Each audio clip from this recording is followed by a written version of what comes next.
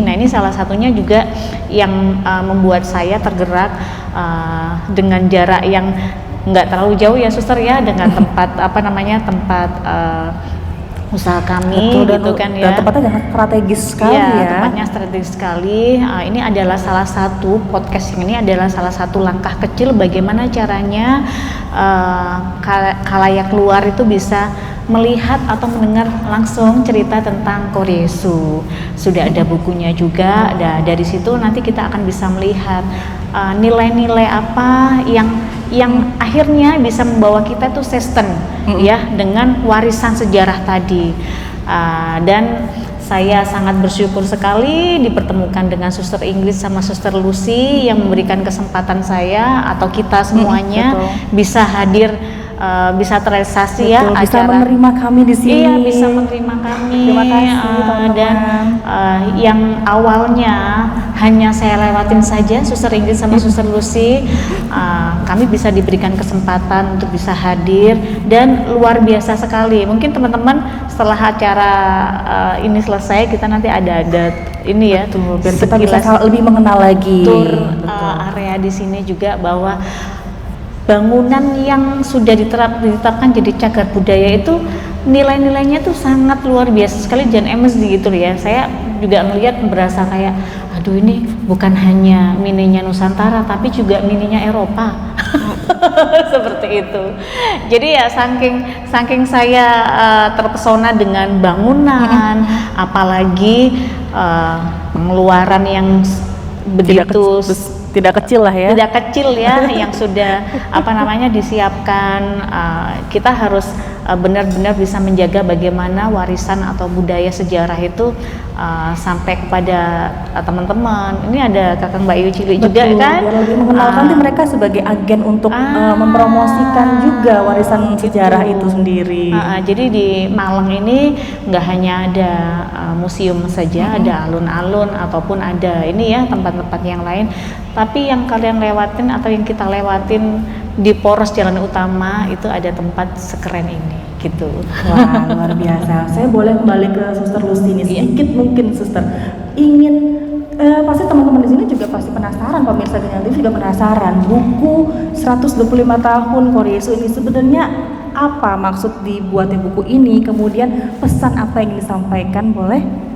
Baik Mbak Jenita juga yang lain, untuk menyambut 125 tahun yang lalu 2025 itu banyak rangkaian acara yang dibuat oleh Koryesu.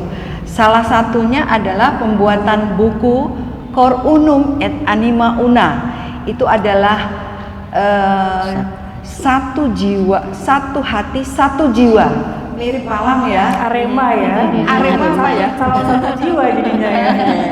Ya, jadi kebetulan sekali bahwa kita mempunyai satu hati, satu jiwa. Ini menceritakan dua buku ini, buku 1 dan 2, menceritakan perjalanan sekolah, biara, dan asrama dari awal hingga 2025, jadi 125 tahun. Dan itu tentu saja banyak naik turun perjalanan itu. Dan Anda kalau mau melihat atau membaca lebih dalam itu bisa juga, karena di sini masih ada yang dijual di yayasan ya. Nanti mungkin tidak dengan harga mahal. Oh betul, jadi semua bisa untuk mendapatkannya gitu Suster bisa, ya. Iya. Dan mungkin juga sekalian datang ke Koryesu bisa mampir ke galerinya gitu Suster ya. Mungkin boleh ceritakan sedikit nih galerinya gitu ya. Siapa Suster Ingrid atau Suster Lucy nih? Iya. Silakan. Iya, nanti Suster Ingrid nambah.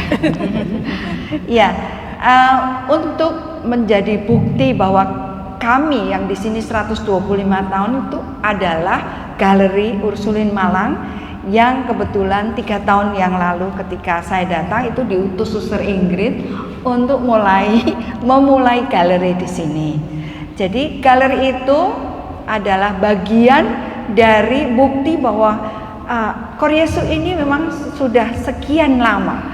Antara lain artefak-artefak yang dipamerkan di sana, seperti yang diceritakan Suster Ingrid itu, salah satu piano ada di sana yang paling lama ya, produk 1875 malah ya. Jadi itu sudah digunakan para suster dan masih terawat sampai sekarang. Wah, jadi kita datang ke mini museum gitu ya Iya. berasanya nih. Oh, ke Kak Dewi nih, Kak Dewi. Kak Dewi kan udah masuk nih, sudah pernah Korea. Mungkin nggak, belum semuanya bisa masuk atau mungkin pernah datang langsung ke Korea Yesu. Kalau menurut Kak Dewi sendiri dari segi budaya dan sejarah pastinya, apa sih yang membuat Korea Yesu itu berbeda? Banyak hal ya, jadi kalau diceritain tuh nggak cukup sehari ya suster ya.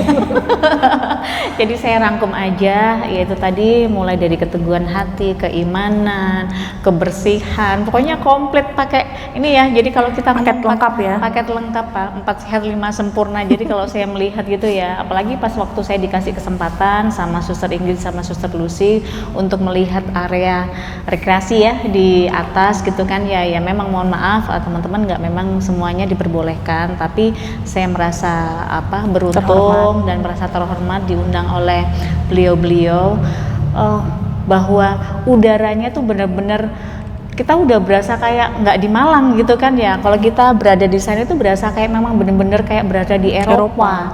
Benar-benar kayak kita itu kuliah di tempat yang kemarin pas waktu ini nggak hanya saya aja sih yang ngomong, pada saat ada Bapak Wali Kota juga waktu itu kan juga berkunjung, dan beliau juga beruntung juga mendapatkan kesempatan di sana, sampai merasa baru pertama kali gitu ya sebagai warga Malang itu melihat isinya Korea seperti ini juga.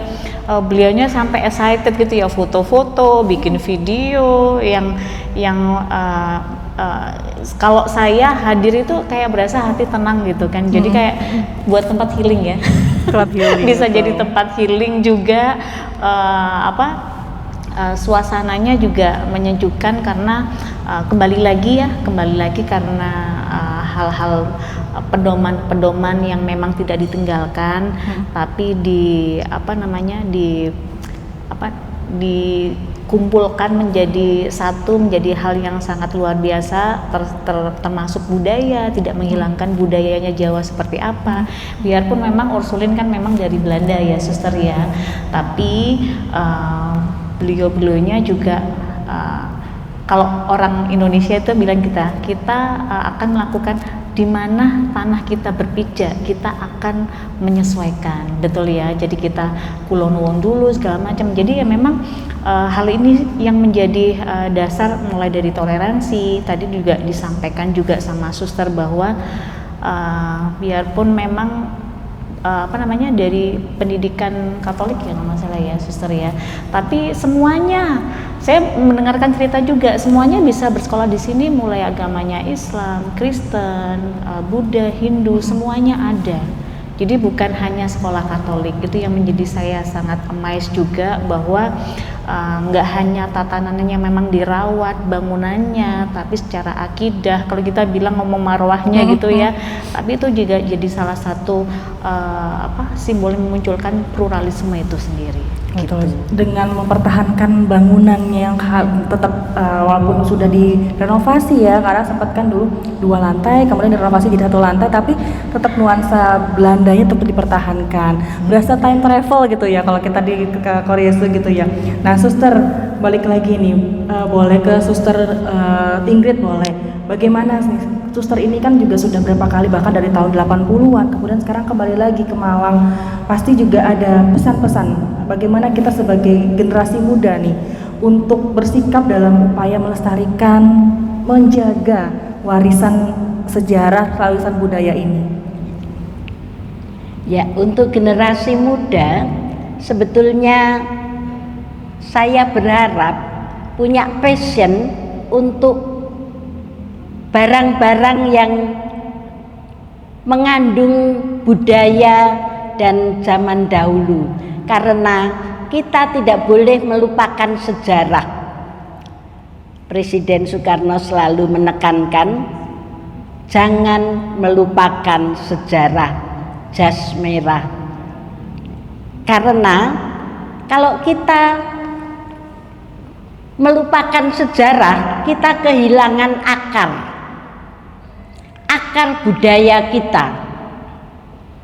Kebetulan Suster Lucy dengan saya itu punya passion tentang budaya dan artefak-artefak yang kuno, sehingga tahun 2010 saya ditugaskan di Jakarta.